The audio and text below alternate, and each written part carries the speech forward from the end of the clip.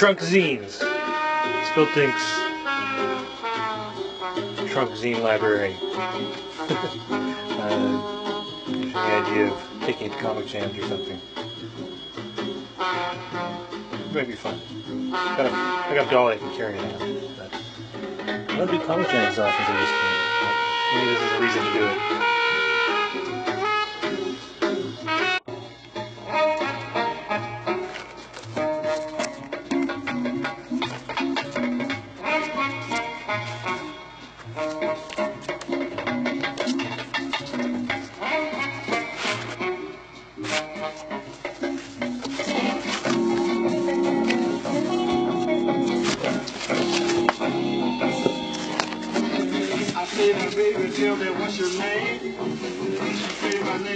The Toronto Comic Jam, I noticed, has a traveling library.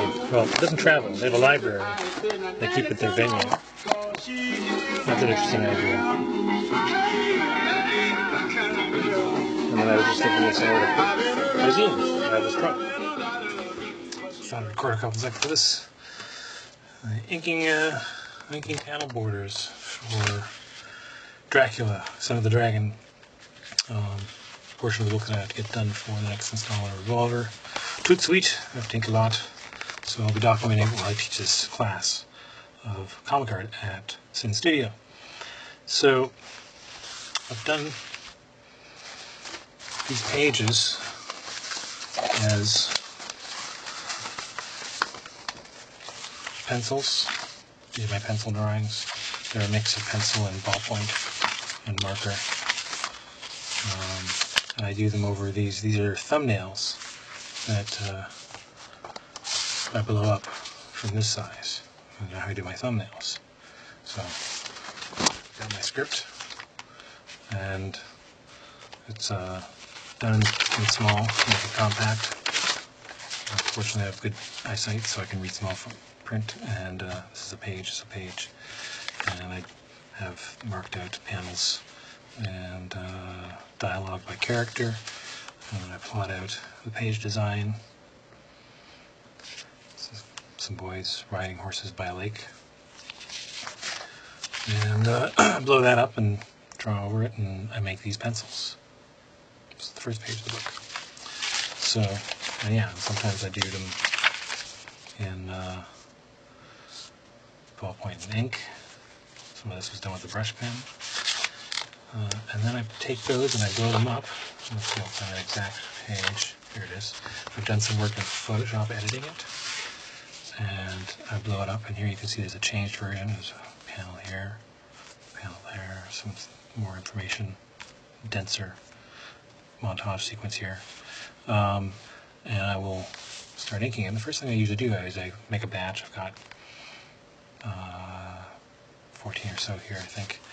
And I'll start just meditatively doing my panel borders. And I've gotten to the habit of inking them almost exclusively with the brush pen and having a very consistently organic line for all the panel borders. So, in my dynamic drawing class, I teach about how to use the mechanics of your arm. And I'm just pointing out here that I'm orienting the page, the line that I want to draw, the stroke I want to make, so that it's along the line of the swing of, if I'm basically using my elbow as a pivot, it's resting on the corner of the table. And I don't press on the paper. I have, my pinky is grazing the paper, and it helps me gauge depth, but I'm not applying force. I carry my own arm's weight. I'm using, sometimes I get it pretty close because you get finer control on a tripod grip. An extended tripod sometimes good. But I think here I want to actually use a fine control. And I'm going to sort of compensate with a counter swing as I swing to keep a straighter line, but it's very subtle. Because I come in and then out again to make the line relatively straight. Straight as it needs to be.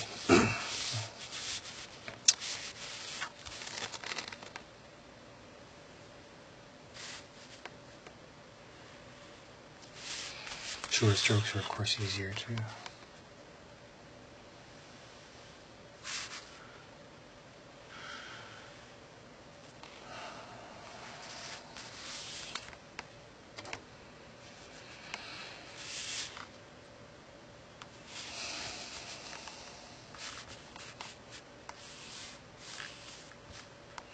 heavier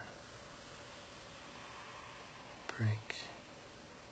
So I'm just pressing gently and pulling sideways. And I try to lean into it a little, because the general rule with the brush is that you always want to be pulling on the bristles, not pushing on them, and that damages the brush over time. You can get most of the effects you want by not doing that, except for the few that explicitly involve that. So the rest of this I'm going to leave open because it's actually going to be all integrated. And it's just a good way to warm up to a period of heavy inking. Have a chunk planned out. Don't just do it one page at a time necessarily if you're going to do anything of any duration. And just get to do all the lines. I want finer ones on the inside. Notice I'm doing all the ones along one way first.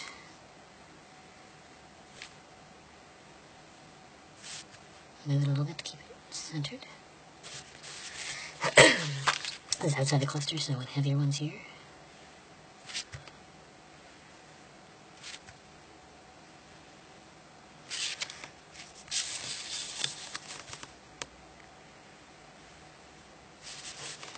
And of course, most of this applies to, I think, what you do in a Cintiq. I haven't got a lot of experience using them, but we have one in the school now, and I expect to be spending some time on it, demonstrating things.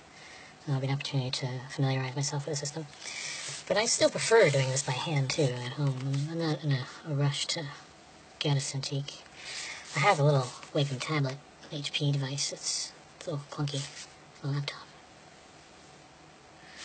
And it works for a bit of portable digital editing, which I do like to do.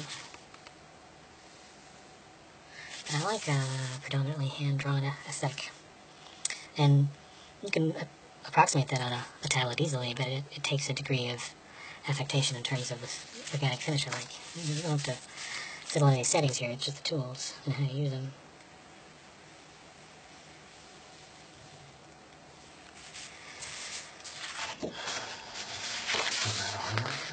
I didn't finish this one. So I'm going to take a minute to observe and consider whether I'm going to... This is part of the drawing, so I'm not going to render that line. I will do the other three sides.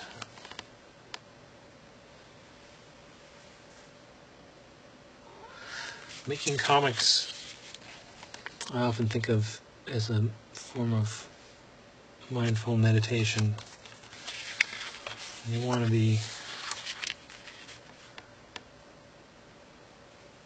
to a degree,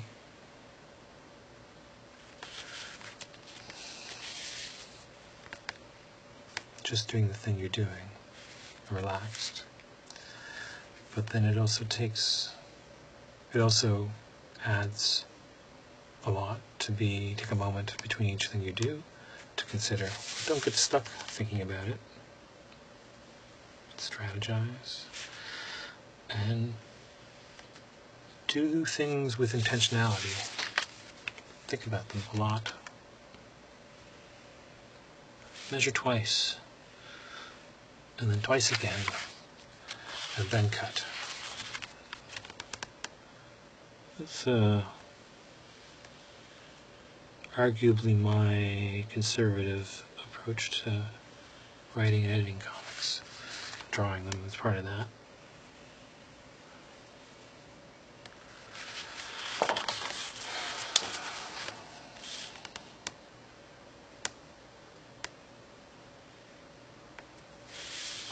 That's drawing. It's actually the doorway. It's the frame there. The door and the doorway frame the action.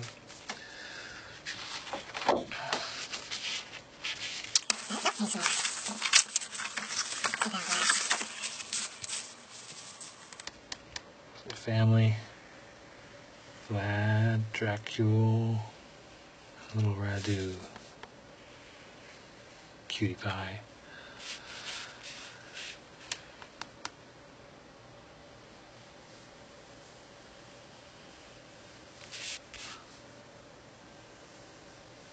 About to go off on some family bonding time.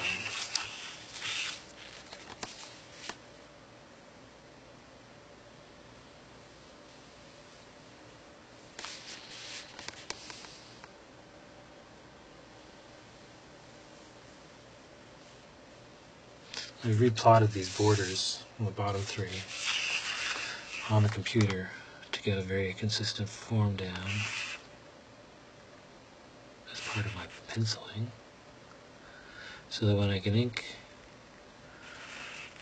it'll still be individual, it'll still be organic the way I want it to be. A little rough, a little bit expressive.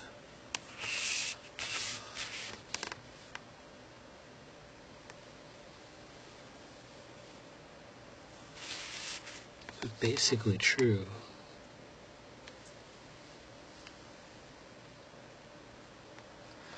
Well, you go fast.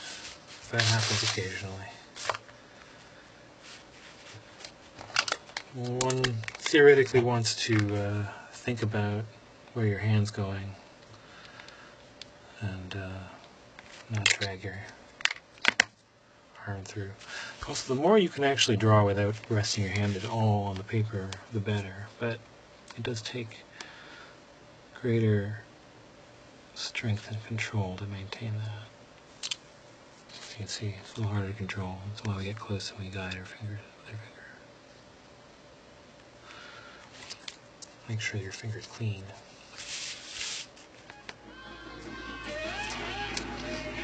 So I thought I'd do some thinking on camera here. I'll try not to talk too much actually, because the work's important. But this will serve as a brush demo in class.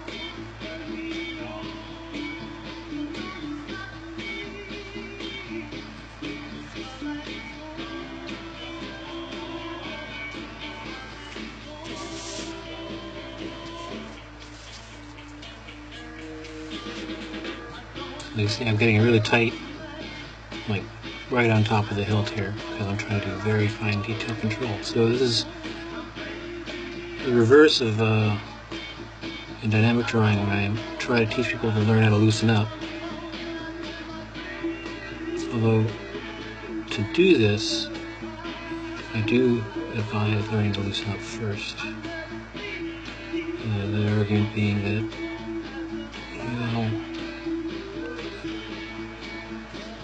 have a broader vocabulary as an artist if you push your range. There's a nice line over that face, but I want it to pop, so getting his hair in there, make the profile pop out, and make his hair feel a little more energized by his lurching out of bed. In the last scene, he's been left out in a stake in front of the castle.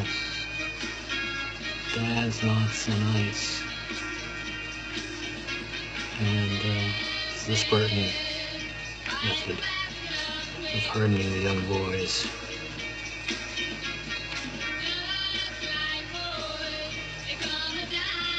And now he's going to let him in on deep insights to win him back.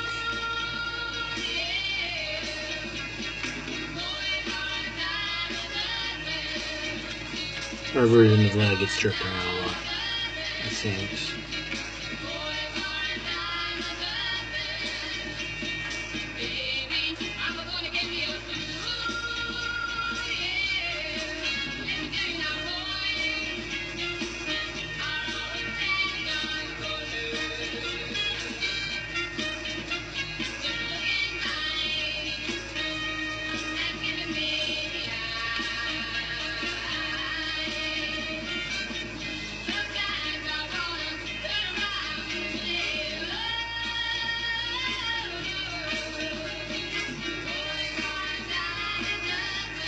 And it just highlights his black hair. So I want that to be pretty dark.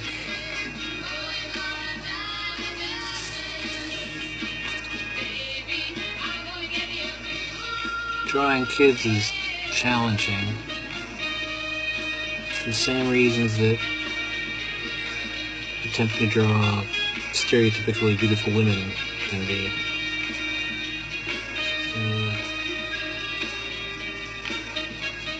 In the graphic world, we tend to equate simplicity with beauty. And if you draw a complicated face with a lot of marks, it's tricky. It's possible to make it beautiful, but it's definitely more challenging. And it also can fall afoul nonetheless of social standards of beauty. And I don't really like it. Doesn't let that stop me. I do faces with lots of lines and angles all the time. But it's definitely a known risk. I do it for reasons sometimes. For that reason, I meant to say.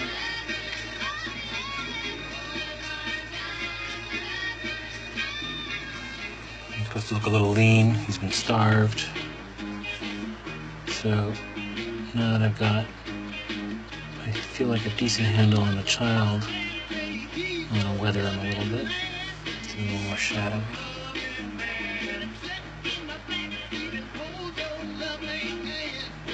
There's maybe tones in here too. So I don't want to overdo it. But I need to add a little coarseness to him.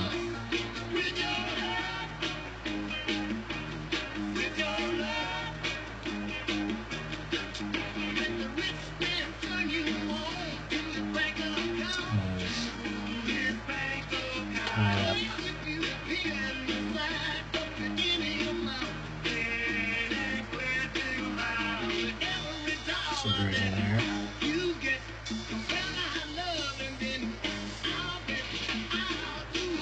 I'm just using a ballpoint here. It's a fine line ballpoint. I find them really good for this particular kind of clean line work. Now there's a decision to make here. I'm saying this right, Amanta. I read it all the time, but I never use the word out loud. I'm going to check that. Actually,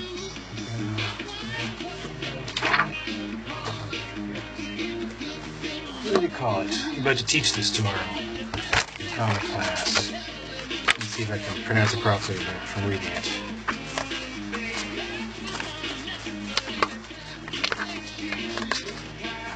I have to say it out loud then. There we go. Amanata.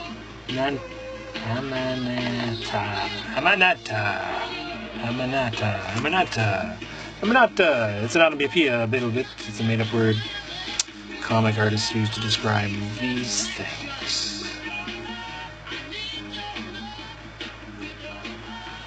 It's not just these wiggly lines, but this whole aspect of comics, storytelling, and art. Things coming off somebody. The Spider-Man with the spider senses here just alarm. And, you know, Spider-Man using that spider senses helped cement this particular pattern as a kind of alert signal. But I'm pretty sure I saw it saw it appear in older work, so they didn't innovate it. I want the hint of the background.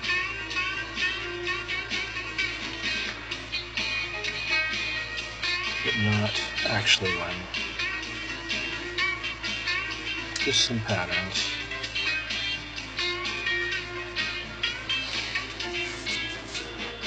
Mostly that just serves there to partially tell us something about the angle of light in the lines.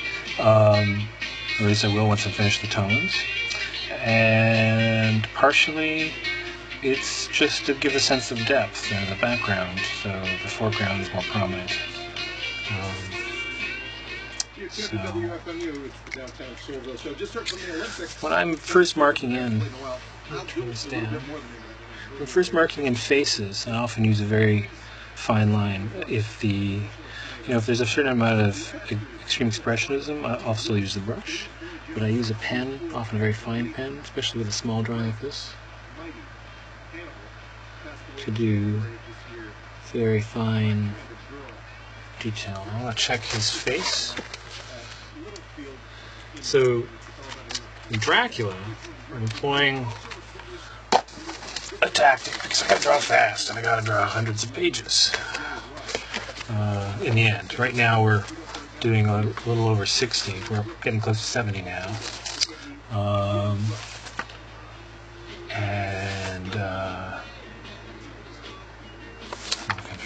There we are. Getting up to 70 something pages. And to do it quickly and keep likenesses, I'm using mugshots of particular actors. So Dustin Hoffman here is the face of the monk, roughly. I don't worry about drawing an exact likeness, but it's just a quick way to give myself a guide. You can make them up from scratch, but I have to draw for this story. I don't always do that. I do some cartoony stuff, but for this story I'm doing a fairly realistic comic, and this just makes my life a tad easier, while maintaining a particular consistency.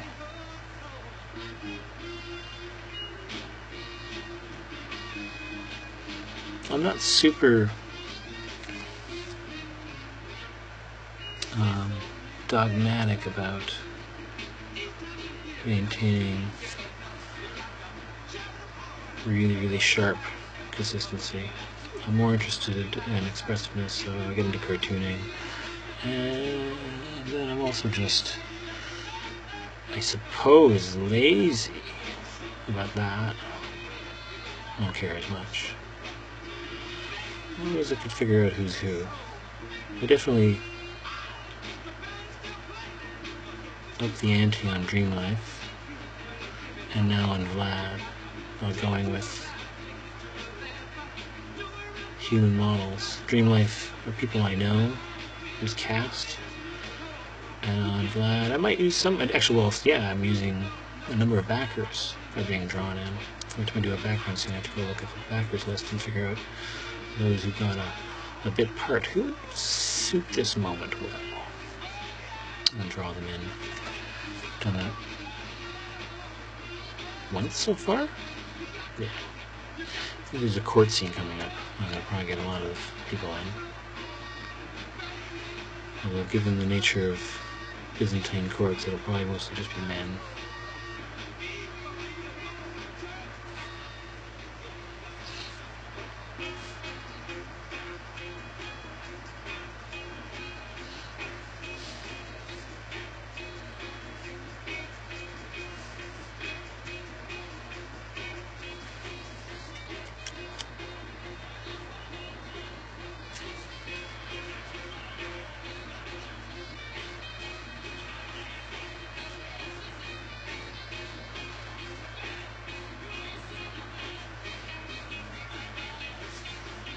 So,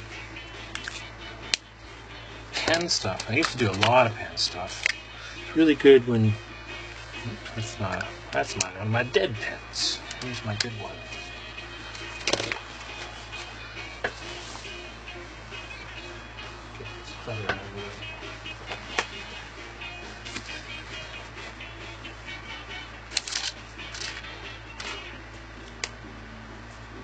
Okay, there we go. I'm going to pick out lines often because I don't want to get too crazy fine lined out. This will reduce a bit, and I want a particular kind of graphic feel. But sometimes when I'm feeling tentative, I use the fine line to start plucking out the lines, which is a technique I first learned with. I would do the whole drawing in a 0.1 or something, and just try to pull out of the pencils and sketching the lines that felt right. It would make it fairly sketchy, messy pencils. So I found that it averaged out well.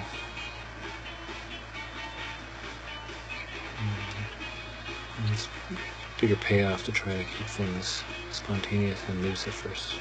And then tighten up. Don't start tight. Or don't tighten up, if that be your preference.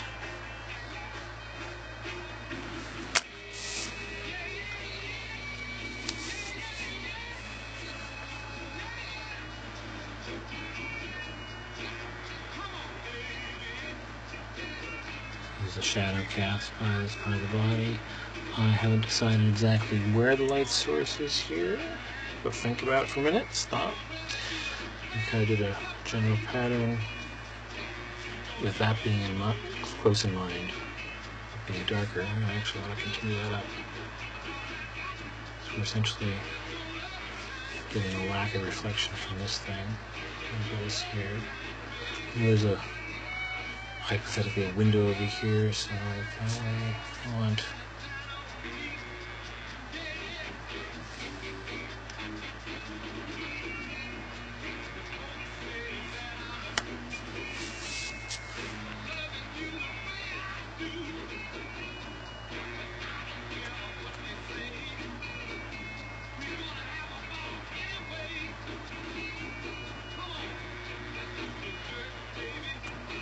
so, with a hand that small, I want to suggest I'm not going to worry about exactness.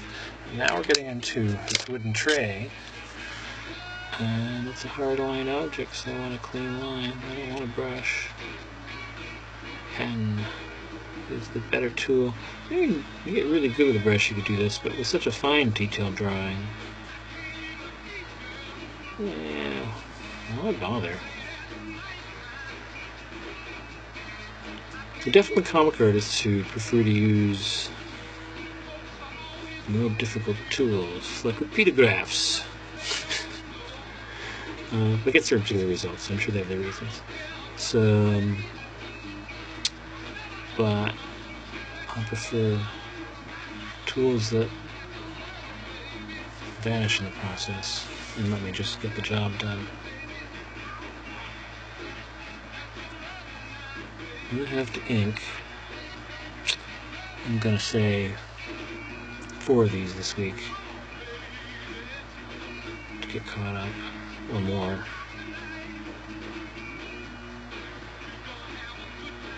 So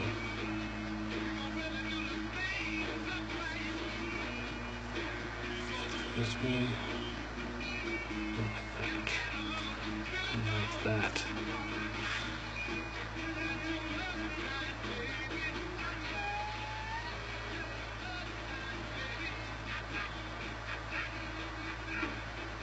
Into something on the bottom there. Let's match the outer contour to the one I did with the brush.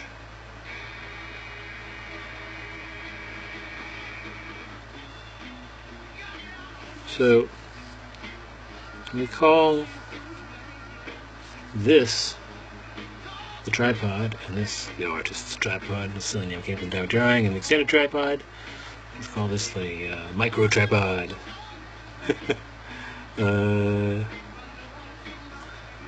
This is kind of detail. The trick is to look at what you're doing now, because you're going to get ink on your fingers. It's okay. Just be careful what you touch. But you can both do better work. You want to be able to still see what you're doing. And you can generally keep your fingers out of it. And one of the things you want to be trying to do is working away from the corner of the page. I'm going to get a little more here before I finish too much of this. I'm going to go up and get into this.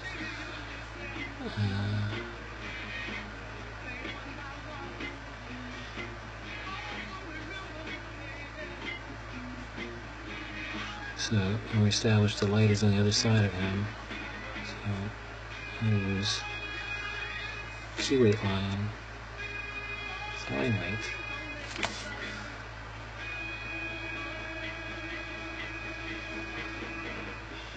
Contour line that is. I make up all kinds of words when I'm drawing because I'm not really focusing on what I'm saying.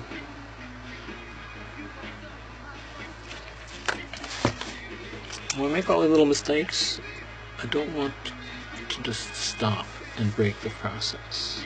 I maintain a certain amount of flow, unless the flow I'm maintaining is actually causing mistakes.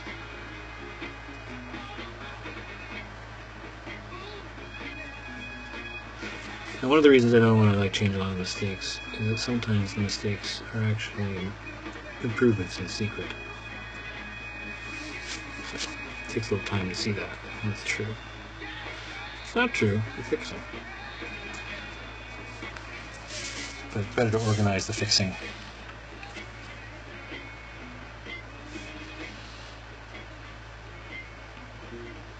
So again, I'm going to do washes on this. The hair.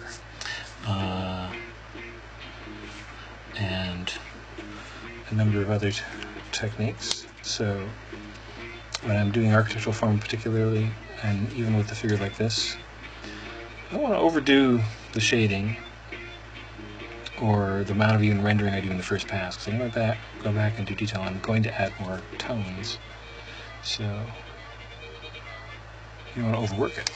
So I'm probably going to add texture in here to suggest these are wooden beams, but for now, just block out the shapes.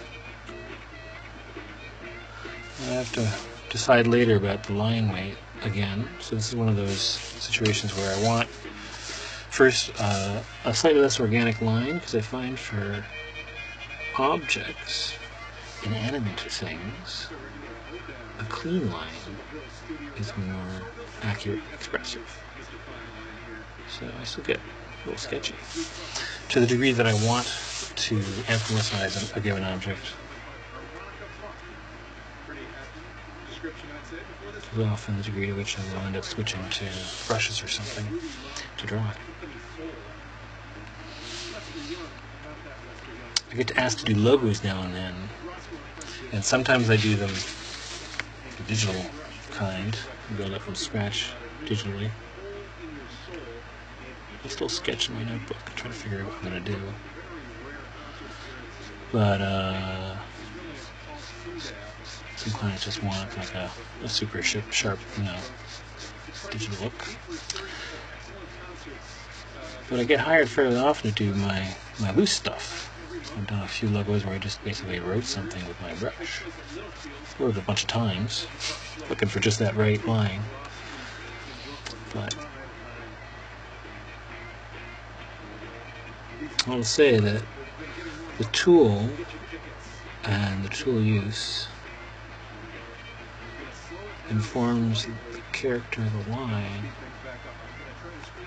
and that's a part of the visual language you want to learn to master to draw comics.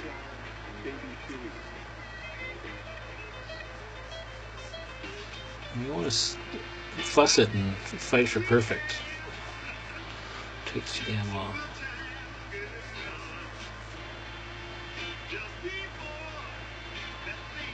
Good enough. I mean, just aspire to be good enough. I mean, for the drawing, just push to the point at which it feels like it does the job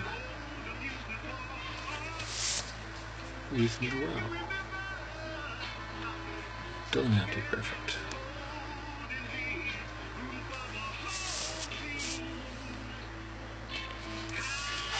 This here, I want to fill in all this stuff in the top corner, and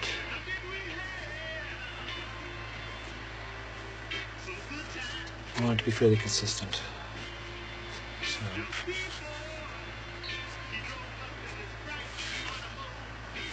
advanced brushes. That's a lot of this is going off the page, so here it's going to get very simple. And a lot of this is a big chunk of black here that compositionally pulls down right between the two brothers. And we have details like Christ in the wall back here.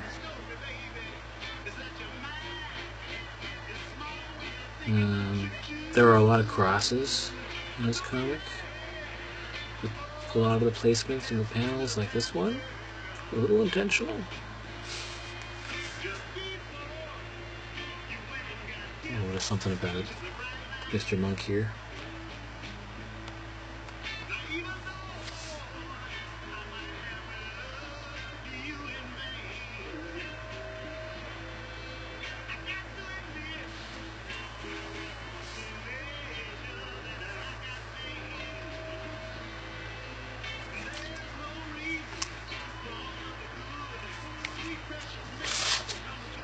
Fix that, because I know that's not going to be there. Usually uses white opening, especially when I know there's going to be a highlight. Okay, stay with it. Light. This is an open door. It needs to be a bit taller.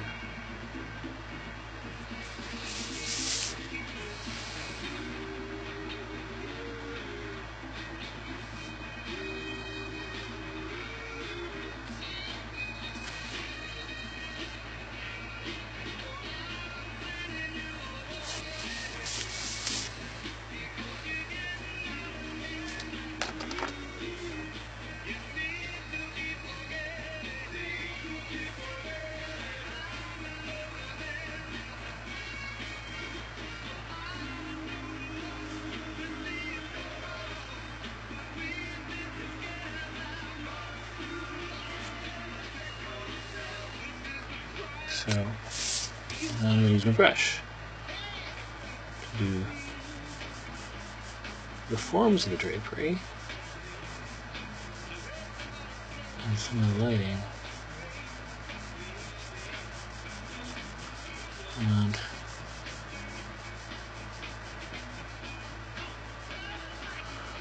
you want to carry that into a much higher seeming space. Not because of it, you know, I want it to feel bigger, but I'm more after the illusion of the fact that I'll draw it huge on the outside.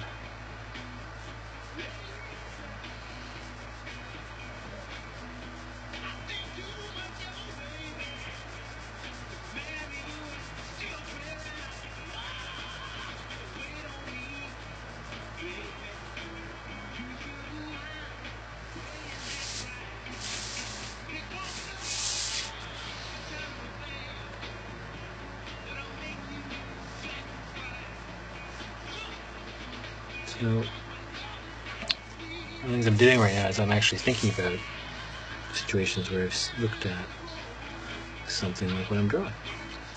And I'm